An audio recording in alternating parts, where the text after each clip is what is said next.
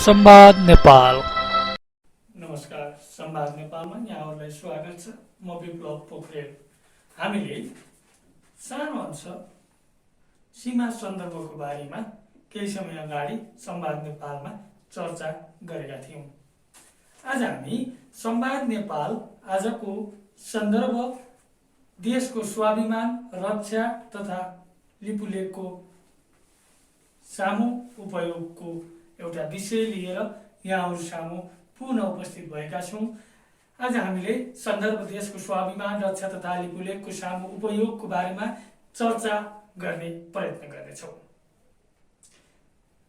नेपाल उत्तरतर्फ चाइना र पूर्व दक्षिण र पश्चिमतर्फ भारतसँग सीमा जोडिएको देश हो। दुई विशाल देशको बीचमा पर्ने नेपाल भूपरिवेष्टित माध्यम सामर्थ्यको मुलुक हो, जसको आय मध्यम वर्गको रहेको छ। 77 जिल्ला सीमाङ्कन गरिएको नेपालका जिल्ला मध्ये भारतसँग 27 र चाइनासँग 15 जिल्ला सीमाङ्कित छन्। नेपालको उत्तरतर्फ विकट हिमाल र प्राकृतिक कठिनाइले गर्दा खुल्ला नाका बाहेक सहजै आउजाउ गर्न र सामान्य जनजीवनबाट सीमा अतिक्रमणको समस्या चाहिँ देखिन आएको छैन। यसर्थ उत्तरतिर 13 स्थानमा मात्र नेपालले सीमा रक्षक बीओपी स्थापना गरेको पाइन्छ। भाषा, संस्कृति, धर्म, शिक्षा, दीक्षा र मानवीय संस्कार तथा आध्यात्मिकताको स्रोतका दर्शन शास्त्र समान हुनु नेपाल भारतका विशेषता हुन्। नेपाल भारत बीच 1880 किलोमिटर खुल्ला सीमा छ। दक्षिणतर्फ समथर भूभागका जमिन र नदीबाट आवत जावत गर्न कुनै बन्देज नभएको अवस्था रहेको छ। दुई देशको सीमा छुट्याउन जङ्गे पिल्लर, दूरीमा सहायक पिल्लर र सङ्केत पिल्लर अन्तर्राष्ट्रिय मान्यता अनुरूप राखिएका छन्। तर पछिल्लो अध्ययनमा 27 जिल्ला मध्ये 24 जिल्लामा भारतीय पक्षबाट 1822 पिल्लर गायब पारिएका छन् र 60,627 हेक्टर नेपाली भूमि भारतीय अतिक्रमणमा परेको छ।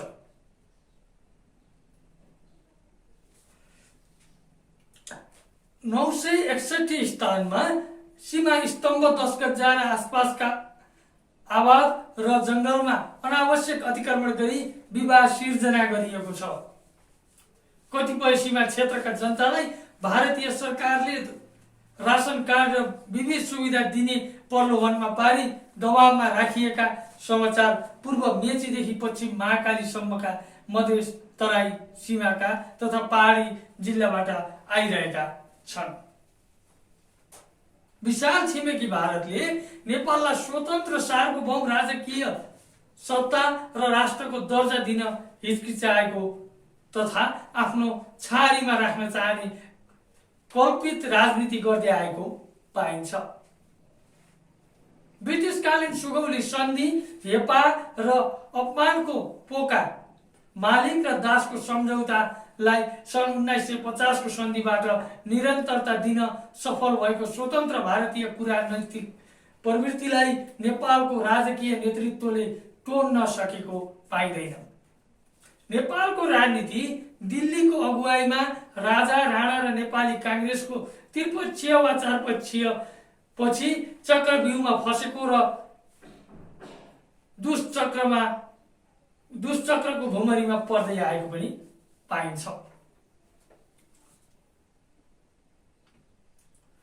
दिल्ली सम्झौताको नाममा सन् 1950 को सन्धि मार्फत प्रवेश भएको भारतीय खुल्ला राजनीतिक दादागिरी त्यसपछिका हरेक राजनीतिक मोडमा फाइदामा रहेको देखिन्छ। नेपाली राजनैतिक नेतृत्व जानेर वा नजानेर क्षणिक स्वार्थमा भारतीय कुचक्रमा फस्दै आएको छ। यही अदूरदर्शिता र कच्चापनको परिणाम नेपालको राजनीतिक र प्रशासनिक क्षेत्रमा भारतको दबदबा भारी हुँदै आएको छ। नेपालका राजकीय नेतृत्वको असक्षमताले लामो समयदेखि नेपाली भूमि र जनता धेरै असुरक्षित रहँदै आएका छन्। यी विवाद र सीमा मिचिएका क्षेत्र ठाउँहरू दिन प्रतिदिन थपिरहेका छन्। लामो समयदेखि मानेभन्ज्याङ, महेशपुर, सुस्ता, कालापानी, लिम्पियाधुरा तथा लिपुलेख जस्ता भूभागको अतिक्रमण घटनाले निकास पाएको छैन र पछिल्लो समय स्मारक महत्त्वको लिपुलेखलाई भारतीय नक्सामा गाभ्ने र सिधै तिब्बत जोड्ने राजमार्गको उद्घाटनले चाहिँ नेपाली राष्ट्रिय स्वाभिमानलाई एकपटक पुनः झकझकाएको हामीले अनुभव गरेका छौँ। नेपाल आर्थिक, सामाजिक तथा भौतिक पूर्वाधार विकास तथा राजनीतिक पक्षमा कमजोर देशलाई घेर्ने कतै 3 त कतै 2 किलोमिटरको अन्तरमा रहने गरी 530 स्थानमा बीओपी सीमा सुरक्षा दल खटाएर नेपाल जस्तो सानो देशमाथि भारतको ठुल्दाई प्रवृत्तिको अहम र राजनीतिक दम्भले थिचोमिचो गरिरहेको छ। नेपालको राजनीतिक नेतृत्वले खुल्ला सीमाको अर्थ सीमा स्तम्भ भएपछि कुनै समस्या हुँदैन भन्ने बुझेर होला सीमा सुरक्षाको जिम्मा भगवान भरोसामा थियो। एकातिर सीमा सुरक्षा बल मजबुत रूपमा आफूले राख्ने अनि हरेक अपराधिक गतिविधि नियन्त्रणमा नेपालले सहयोग गरेन वा सकेन तसर्थ हामीलाई सुरक्षाको जिम्मा दिन पर्यो भनी भारतीय दबावका कारण 1 दशकदेखि सशस्त्र प्रहरी बलको 120 सीमा सुरक्षा दलबाट भारततर्फ सीमामा खटाइएकोमा लिपुलेखलाई भारतीय नक्सामा समावेश गरेको घटनापछि 113 बीओपी थप गर्ने निर्णय भए पनि कार्यान्वयनमा आएको छैन। तर कोभिड-19 को संक्रमण र सीमा सुरक्षा चुनौती बनेसँगै नेपाल सरकारले 120 बीओपी अन्तर्गत 1212 अस्थायी चेक पोइन्ट खडा गरेको छ। तापनि भिआइपी को सुरक्षा तथा विविध नाममा सैन्य र सुरक्षा बलको जनशक्ति प्रयोग गर्ने सामन्ती पद्धतिमा सुधार नहुँदा सीमा सुरक्षा प्राप्त जनशक्ति अभाव रहेको सुनिन्छ, देखिन्छ। यसरी भारतीय पक्षबाट तिनै भारतीय बीओपी को दस्तालाई डर धम्कीमा उतारेर 24 जिल्लाका 100औं स्थानमा हजारौं हेक्टर जमिन सीमा अतिक्रमण गर्न लगाइएको छ। तापनि सीमामा सदियौंदेखि बस्दै आएका मधेसी मूलका जनताहरू भारतीय सीमा सुरक्षा बलको ज्यादती सहन बाध्य देखिन्छन्।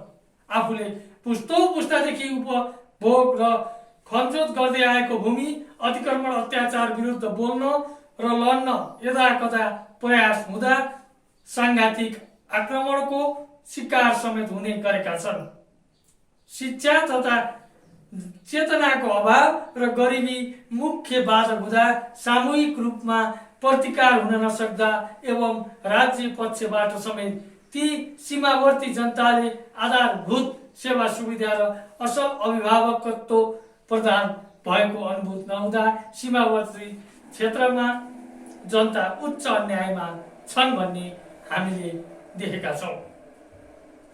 नेपालको हजारौं हेक्टर जमिन भारतीय सुरक्षा बल र तिनको आडमा स्थानीय भारतीय जनताको अतिक्रमणमा परेपछि नेपाल सरकारले पछिल्ला केही वर्षदेखि सीमा सुरक्षाका लागि बोर्डर सुरक्षा बल व्यवस्थापनमा केही ध्यान दिन थालेको भारतीय पक्ष खुसी हुनुको सट्टा अझ आक्रामक रूपमा अत्याचारमा उत्रिनुले उसको नियतमा स्पष्ट खोट छ भन्ने हामीले बुझ्नुपर्ने हुन्छ। खुल्ला सीमाको फाइदा उठाएर दबावमा नेपाललाई हर किसिमबाट घेर्ने र आत्मसमर्पण गराउने घृणित खेलमा भारत उत्रिएको स्पष्ट छ। भारतले नेपालको सीमा क्षेत्रमा नै लाखौं लाख संख्याका सुरक्षा कर्मी खटाएर क्याम्प खडा गरेर नेपाली सीमावर्ती जनतालाई आतंकित गर्दै आएको कुरा घामसर हामी समक्ष छर्लङ्ग नै छ। यो भारतसँग सैन्य बल, सुरक्षा बल र अनेकौं सबलताका हरेक पक्षसँग सामना गर्ने र प्रतिस्पर्धा गर्न सक्ने नेपालको आर्थिक र जनसाङ्ख्यिक तथा सैन्य जनशक्ति बलको कल्पना पनि छैन र हुँदैन पनि। तर देश ठुलो होस् या सानो, सार्वभौम सत्ता, राजकीय शक्ति र राजनीतिक अधिकारका हैसियतमा नेपाल र भारत समकक्षी हैसियतका देश हुन्। यी कुनै घर परिवारका ठुलदाई र सानो भाइका नाताका होइनन् भन्ने कुरा दुवै देशका नेताले र दुवै देशको सम्बन्धित निकायले बुझ्नुपर्ने हुन्छ। भारतले नेपाली शासक तथा नेतृत्व एवं जनताबाट सदा नै हर किसिमको सहयोग, विश्वास र आत्मीय सम्बन्ध पाउँदै आएको छ। फलतः 2 देखि 300 वर्ष पहिलादेखि नै हजारौं हजार गोर्खा रेजिमेन्ट सैनिकको बहुमान ब्रिटिस कालदेखि आजसम्म भारतीय हित र तिनको भूगोलको सीमा सुरक्षामा खटिरहेका र हजारौं हजार बलिदान भएका थिए र आज पनि त्यो योगदान गोर्खा रेजिमेन्टले गर्दै पनि आएको छ। त्यसरी नै एकातिर नेपाल र भारत बीचको धर्म, संस्कृति, शिक्षा पद्धतिको समानताले आपसी भाइचारा, वैवाहिक सम्बन्ध आदिलाई नै मजबुत पारेको छ।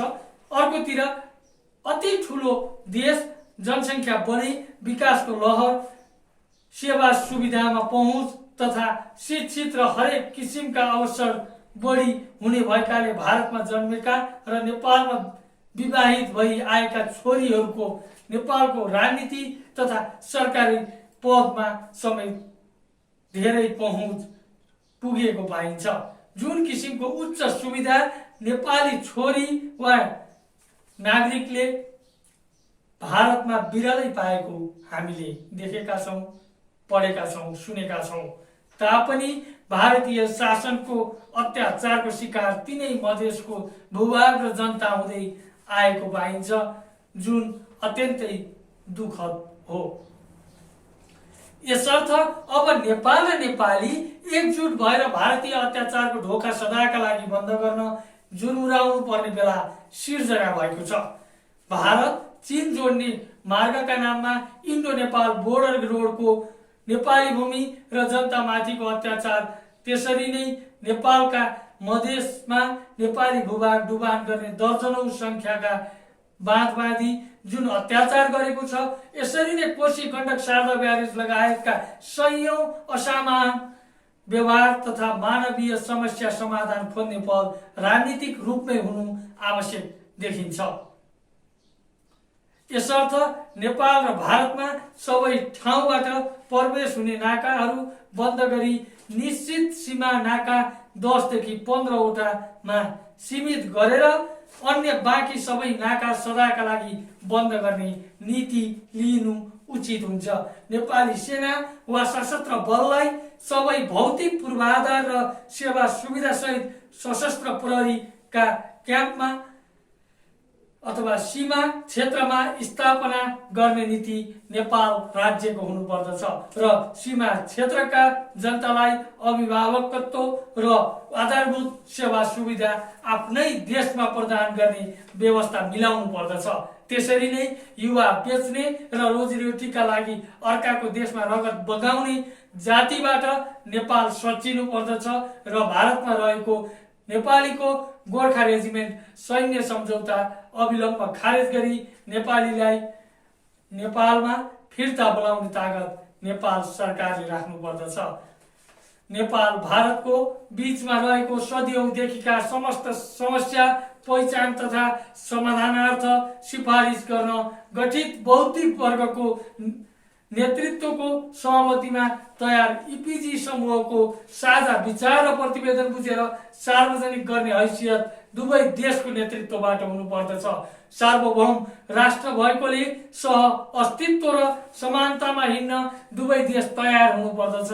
अन्यथा भारतले आनाकानी गर्दछ भने नेपालले एक्लैले पनि एकतर्फी प्रतिवेदन बुझेर सार्वजनिक गर्ने आँट गर्नुपर्दछ।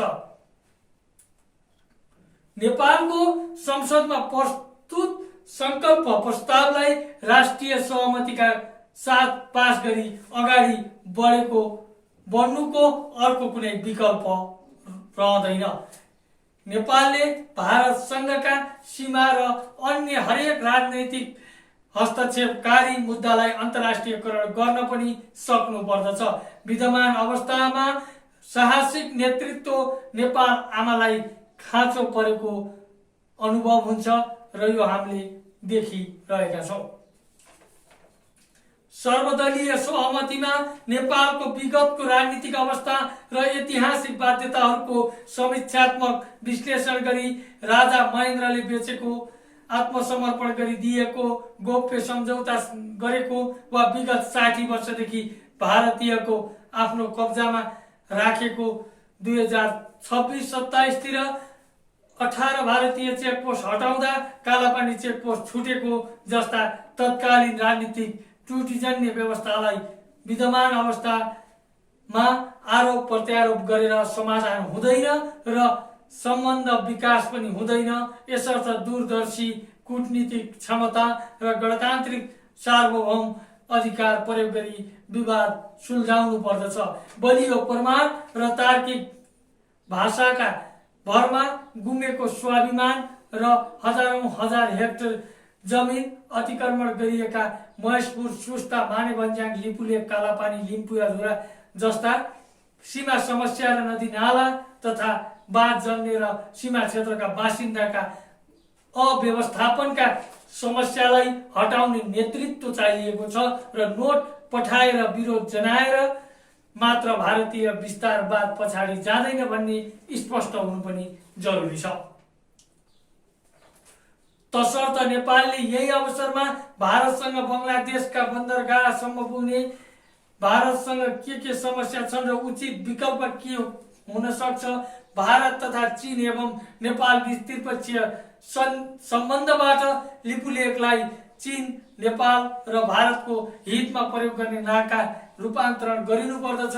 जसरी बङ्गलादेशको खाडीमा पुग्दा भारतको भूमिमा भारतको सार्वभौमिकता रहने हुन्छ, त्यसरी नै नेपालको भूस्वामित्वको सार्वभौमिकता कायम गरी यातायात सडक खोल्न र विस्तार गर्न तयार भएमा दुवै देशका साथ चीनको पनि भलो र विश्वसनीयता बढ्छ। आपसी सम्बन्धले भूपरिवेष्टित नेपालले समुद्रसम्म पहुँचका लागि बाटो पाउनेछ भने भारतले दिल्ली र चीनसम्मको दूरी यातायात साधनबाट तय गर्न सफल हुनेछ। सबैको साझा सहमतिमा पुग्न सामूहिक हित अगाडि राखेर समाधान खोजिएमा कसैको हार र जित नहुनु तथा दुवै देशका जनताको जित हुनु आजको लागि भारत नेपालको आवश्यकता र सुमधुर सम्बन्ध विकासको बाटो हो। आज हामीले यो सीमा विवादको बारेमा के कसरी सल्टाउन सकिन्छ, के कस्तो बाटो अपनाए हामी सही र सरल तरिकाले अगाडि बढ्थ्यौँ होला भन्ने कुराहरू हामी यहाँ राख्ने प्रयास गर्यौँ। आशा छ हजुरहरूलाई यो मन पर्नेछ।